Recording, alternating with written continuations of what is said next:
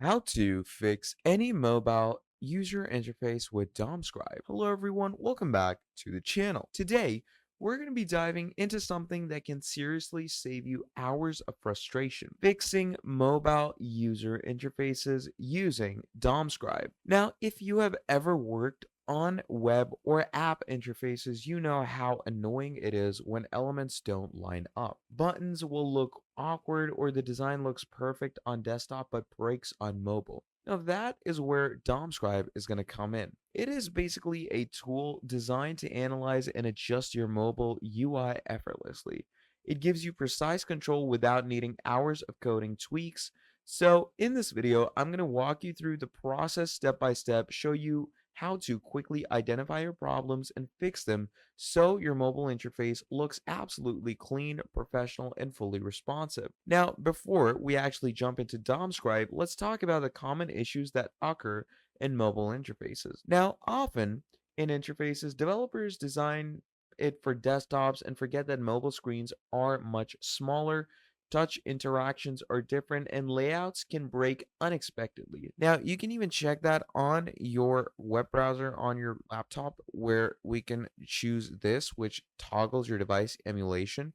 And if you go ahead and reload the page, obviously it will appear in a mobile format. Now, a lot of the times it's pretty clustered. You might notice overlapping elements, misaligned text, buttons that are too small to tap, or images that will stretch and distort. Now, these issues can affect user experience. All your engagement and your app's credibility will go down the drain. So, the first step to fixing any mobile user interface is identifying those problems for yourself.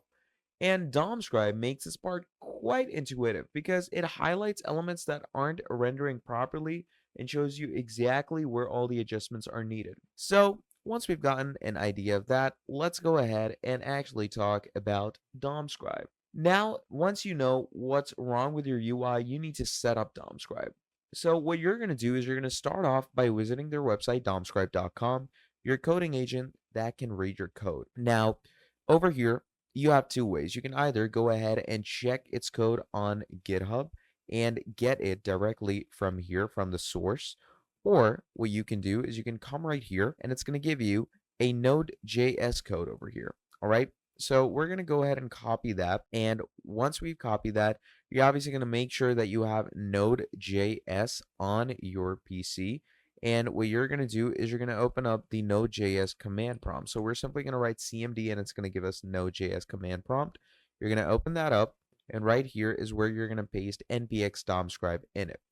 Once that is done, you're going to go ahead and hit enter. And from here, it's going to say select your coding agent. Now, of course, it's going to depend on you on whichever coding agent you have. You could use Claude Code, GitHub Copilot, Gemini CLI, Amazon Cairo, and you can use Cursor later on, not currently, or you can even manually set up your MCP. So obviously go for a coding agent or an AI agent that you obviously currently work with. Now, mostly people will go for GitHub or Claude Code, but you can also go for Gemini. In the case you don't know how to set this up, you can go over to any of these providers and you can get their coding plans.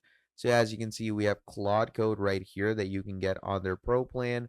Then you have the GitHub Copilot, okay, which is another AI coding assistant that you can get for yourself if you want to. And some of these are totally for free. So you can simply click on Get Started for free. And it says try Copilot Pro for 30 days free. You can go ahead, sign in with your account. And here is where it's going to ask you to, simply add in your credit card for your free trial.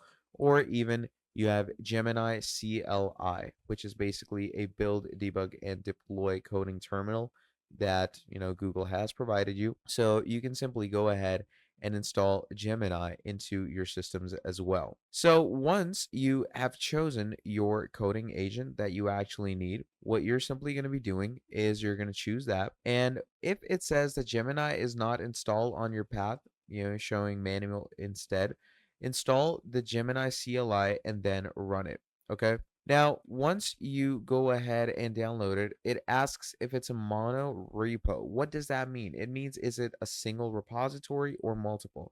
So you can go with that. Then where is your app's front end relative path? So this is where it's going to ask you your relative path. Now, this is basically the path of your PC, where your app is going to be, where have you stored it on your PCs. So let's say my app is going to be somewhere over here. So you're simply going to write in D and AI. So I'm going to go ahead and write in D with this, and we're going to write AI. Okay, you can go ahead and write that. And now it says create a Domscribe config JSON, select your framework. So usually people will go for next.js because it's the best, but you can go with any other ones.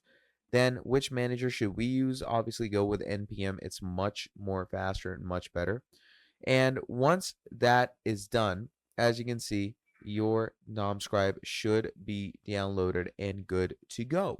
Okay, now once everything is done, you're going to add these configurations, import next config, then import with Domscribe, etc. Now these are basically code lines that you can use to access Domscribe into your application. All right, now once we have done that, what you can do is you can go straight over to whatever AI coding agent you have. So in my case, obviously I use Gemini CLI, but if you have Claude Code or you have GitHub Copilot, you can go on any one of these and Domscribe will be added to those.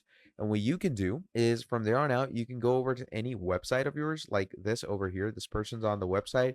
On the right-hand side, they have their whole coding terminal, and anything that you highlight on the website, Domscribe's coding terminal is going to be showing that in live time, and it's going to be changing those things in live time to fix your UI accordingly for you.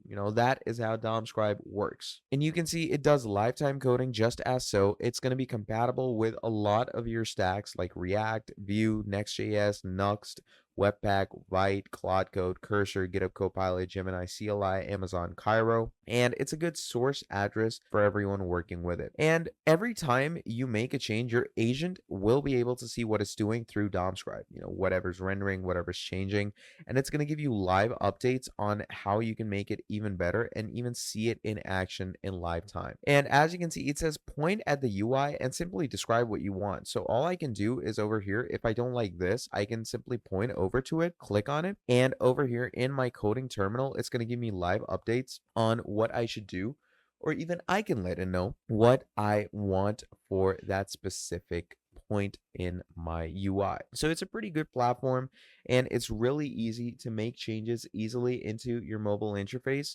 It's built time stable IDs, deep runtime capture, PII redaction, annotations live in your repository, and it gives you real-time feedback.